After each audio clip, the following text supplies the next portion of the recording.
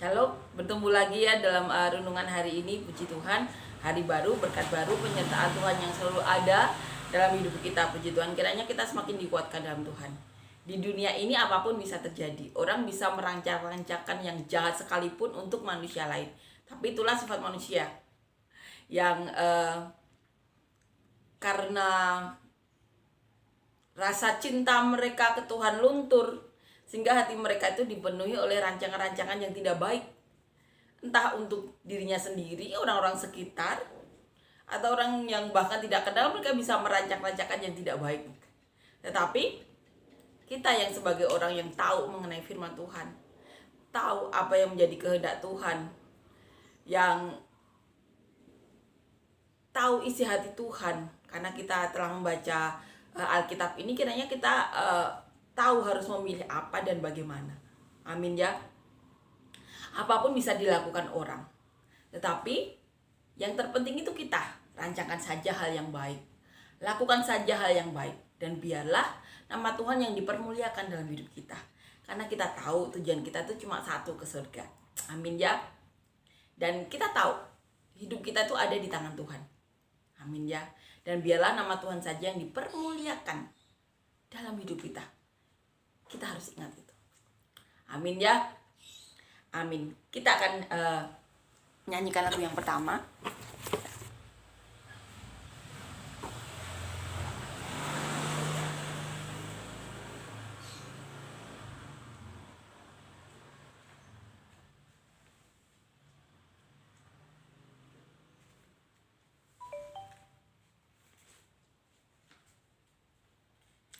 Allah itu baik, sungguh baik bagiku, ditunjukkannya kasih setianya. Dia menyediakan yang ku perlukan, menyatakan kebaikan, menyatakan kebaikan, menyatakan kebaikannya padaku. Kasih setianya tak pernah berubah, dulu, sekarang, dan selamanya. Ajaiblah kuasa dalam namanya, Yesusku luar biasa. Amin ya. Amin. Kita akan lanjutkan membaca dan merenungkan ayat firman Tuhan di 2 Korintus ya, pasal yang pertama ayat 12 sampai 24. Dilanjutkan pasal yang kedua ayat 1 sampai ayat 4. Judul perikopnya perubahan dalam rencana Paulus.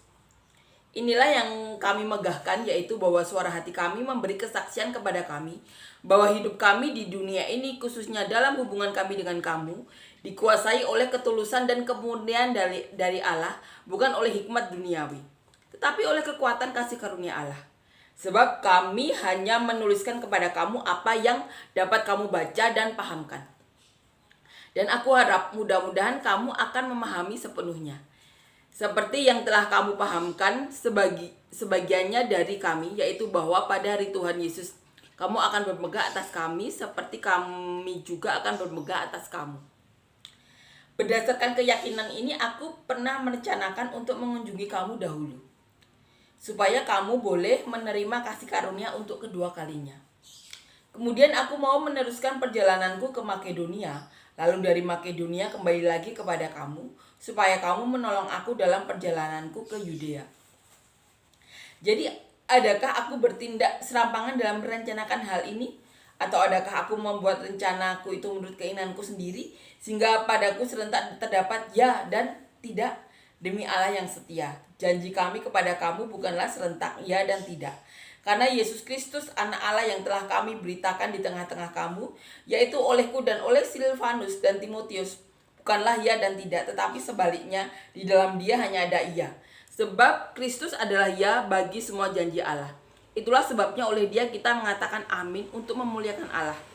Sebab Dia yang telah meneguhkan kami bersama-sama dengan kamu di dalam Kristus adalah Allah yang telah mengurapi, mementeraikan tanda miliknya atas kita dan yang memberikan Roh Kudus di dalam hati kita sebagai jaminan dari semua yang telah disediakan untuk kita. Tetapi aku memanggil Allah sebagai saksiku. Ia mengenal aku. Bahwa sebabnya aku tidak datang ke Korintus ialah untuk menyayangkan kamu. Bukan karena kami mau memerintahkan apa yang harus kamu percayai, karena kami berdiri teguh dalam imanmu. Karena kamu sebaliknya kami mau turut bekerja untuk sukacitamu. Aku telah mengambil keputusan dalam hatiku bahwa aku tidak akan datang lagi kepadamu dalam duka cita. Sebab jika aku mendukakan hatimu, siapa lagi yang dapat membuat aku menjadi gembira selain Dia yang berduka cita karena aku. Dan justru itulah maksud suratku ini, yaitu supaya jika aku datang, jangan aku berduka cita oleh mereka yang harus membuat aku menjadi gembira. Sebab aku yakin tentang kamu semua, bahwa sukacitaku adalah juga sukacitamu. Aku menulis kepada kamu dengan hati yang sangat cemas dan sesak dan dengan menyucurkan banyak air mata. Bukan supaya kamu bersedih, tetapi supaya kamu tahu betapa besarnya kasihku kepada kamu semua. Amin ya, amin. Perikop ini diberi judul perubahan dalam rencana Paulus. Paulus mengatakan di sini, inilah yang kami megahkan, yaitu bahwa suara hati kami memberi kesaksian kepada kami bahwa hidup kami ini di dunia ini, khususnya dalam hubungan kami dengan kamu, dikuasai oleh ketulusan dan kemurnian dari Allah, bukan oleh hikmat duniawi. Hubungan Paulus dengan jemaat itu didasari ketulusan dan kemurnian. Bahkan Paulus mengatakan bahwa Paulus itu mau memberi sukacita saja.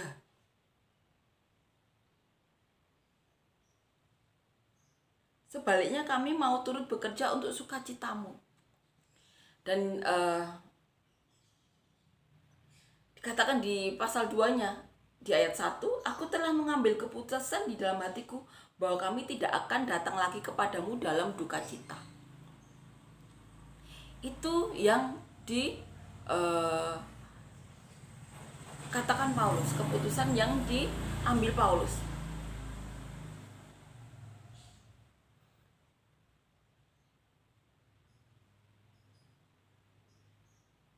Dan Paulus juga mengatakan, yang membuat Paulus bersukacita itu ketika ada orang yang berduka cita karena Paulus. Maksudnya begini, Paulus kan mengalami banyak hal ya, penderitaan saat mengabarkan Injil. Dan saat ada orang yang berduka cita karena Paulus ya, itu yang membuat Paulus bersukacita. Karena apa? Ada yang peduli dengan Paulus, ada yang mendoakan Paulus, berduka cita karena Paulus.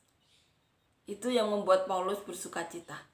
Orang-orang yang peduli kepada Paulus lah yang membuat Paulus bersukacita. Amin ya. Dikatakan juga selanjutnya, tetapi oleh kekuatan kasih karunia Allah. Jadi hubungan antara Paulus dan jemaat itu karena ketulusan dan kemurnian dari Allah, bukan karena hikmat duniawi. Tetapi kasih karunia Allah lah yang membuat mereka mempunyai hati yang tulus dan murni buat jemaat. Bukan karena dunia, bukan karena kemampuan mereka, tetapi karena kasih karunia Allah. Jadi hubungan antara Paulus dan jemaat itu karena ketulusan dan kemurnian dari Allah.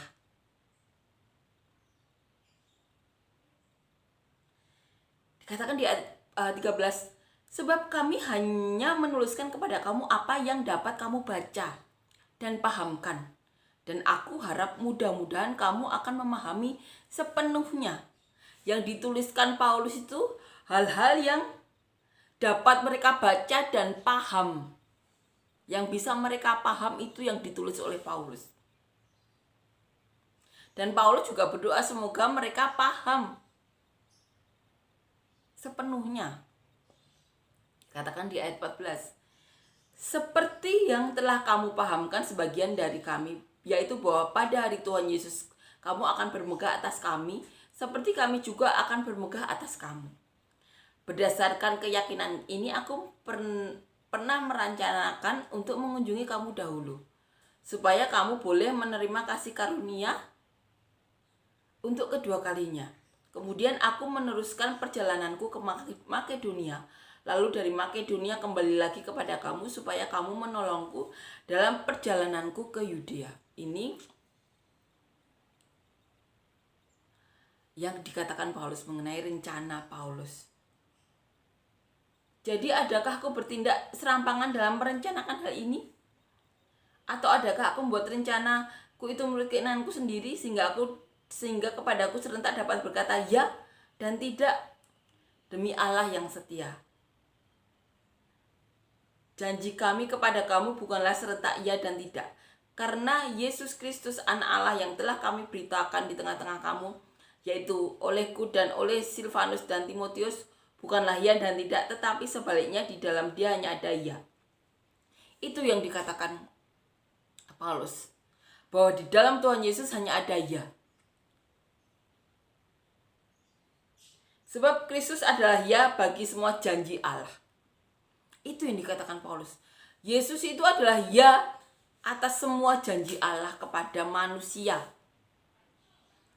Itulah sebabnya oleh dia kita mengatakan amin untuk memuliakan Allah. Janji Allah itu ya dan amin. Amin ya. Kita harus ingat itu. Janji Allah di dalam Tuhan Yesus itu ya saja. Ya dan amin.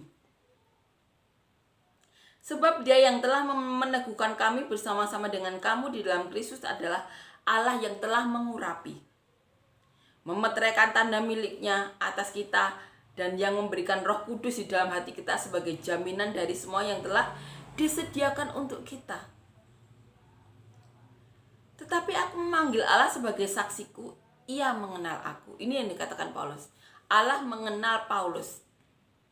Allah adalah saksi dari Paulus bahwa sebabnya aku tidak datang ke Korintus ialah untuk menyayangkan kamu. Bukan karena kamu mau memberitakan apa yang harus kamu percayai, karena kamu berdiri teguh dalam imanmu. Sebaliknya, kami mau turut bekerja untuk sukacitamu. Aku telah mengambil keputusan di dalam hatiku bahwa tidak akan datang lagi kepadamu dalam duka cita. Ini yang dikatakan Paulus. Paulus tidak akan datang lagi ke jemaat Korintus dalam keadaan duka cita. Sebab jika aku mendukakan hatimu, siapa lagi yang dapat membuat aku menjadi gembira selain dia yang berduka cita karena aku. Dan justru itulah maksud suratku ini, yaitu supaya jika aku datang, janganlah aku berduka cita oleh mereka yang harus membawa aku menjadi gembira. Sebab aku yakin tentang kamu semua bahwa sukacitaku adalah juga sukacitamu. Ini yang dikatakan Paulus. Sukacita Paulus adalah sukacita juga bagi jemaat Korintus. Itu keyakinan dari Paulus. Aku menulis kepada kamu dengan hati yang sangat cemas dan sesak dan dengan mencucurkan banyak air mata. Bukan supaya kamu bersedih hati, tapi supaya kamu tahu betapa besarnya kasihku kepada kamu semua. Itu yang dikatakan Paulus ya, mengenai perubahan dalam rencana Paulus. Banyak hal yang dialami Paulus. Dan Paulus menuliskan kepada jemaat Korintus hal-hal yang menurut Paulus bisa mereka pahami. Dan Paulus berharap jemaat Korintus juga bisa memahami sepenuhnya. Di sini Paulus juga menggambarkan ya apa yang dialami Paulus saat menulis surat tersebut. Paulus mengatakan bahwa saat itu Paulus bercucurkan air mata karena kasih mereka kepada jemaat Korintus. Amin ya. Inilah mengenai hal-hal yang dialami Paulus, hal-hal yang ditulis Paulus kepada jemaat Korintus. Hal-hal yang masih menguatkan kita sampai sekarang. Dan kiranya apa yang dialami oleh para rasul dan para murid ini juga menguatkan anak-anak kita. Alkitab ini meneguhkan kita. Tuhan kita itu senyata itu. Karena mereka lah iman kita ada hari ini. Karena mereka lah para rasul dan para murid ini, Tuhan Yesus dikenal banyak tempat. Dan kita bisa mendengarnya itu karena mereka. Dan karena kita mendengar firman Tuhan, iman kita timbul. Dan puji Tuhan, Tuhan dinyatakan di tengah-tengah kita. Tuhan Yesus begitu nyata melalui almarhum pendeta Yesaya Parigaji dari gereja Tiberias, Pastor Samson Dapas dari Nigeria, Pastor Yosef dari India. Kita tahu Tuhan kita senyata itu, benar-benar nyata. Dan biarlah nama Tuhan yang dipermuliakan dalam hidup kita. Amin ya. Amin. Kita akan nyanyikan lagu yang kedua.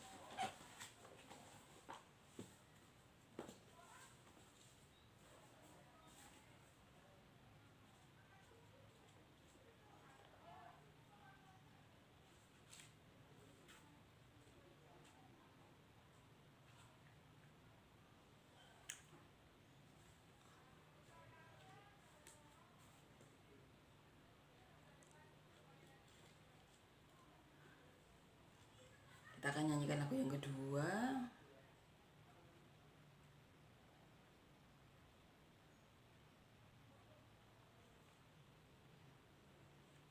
Dia lahir untuk kami, dia mati untuk kami, dia bangkit bagi kami semua.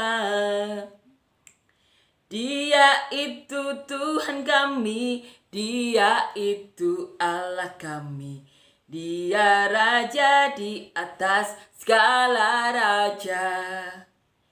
Dia itu firman Allah yang turun ke bumi, yang jadi sama dengan manusia.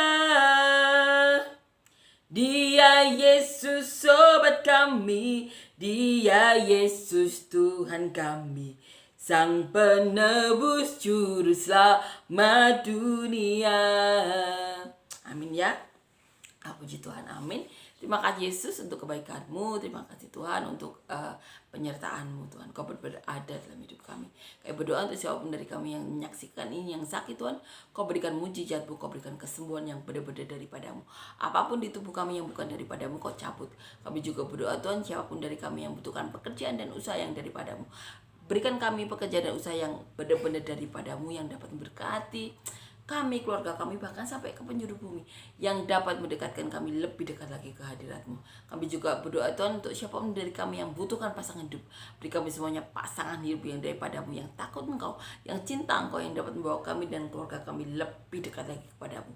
Dan biarlah nama-Mu yang dipermuliakan dalam keluarga kami.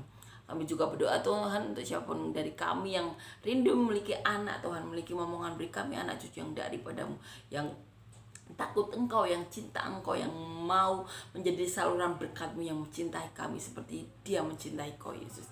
Kami juga berdoa untuk siapa dari kami yang memiliki masalah, beban hidup, masalah hidup, berikan kami jawaban-jawaban doa yang daripada-Mu, penyelesaian masalah yang daripada-Mu, solusi-solusi yang daripada-Mu, terobosan-terobosan daripada-Mu. Biarlah Roh Kudus-Mu, mujizat-Mu berlimpah dalam hidup kami Tuhan. Penyertaan-Mu selalu ada bagi kami Tuhan. Kasih karunia-Mu Tuhan, perkenanan-Mu Tuhan selalu melingkupi hidup kami. Dan biarlah nama-Mu saja yang dipermuliakan dalam hidup kami. Dalam nama Tuhan Yesus, amin.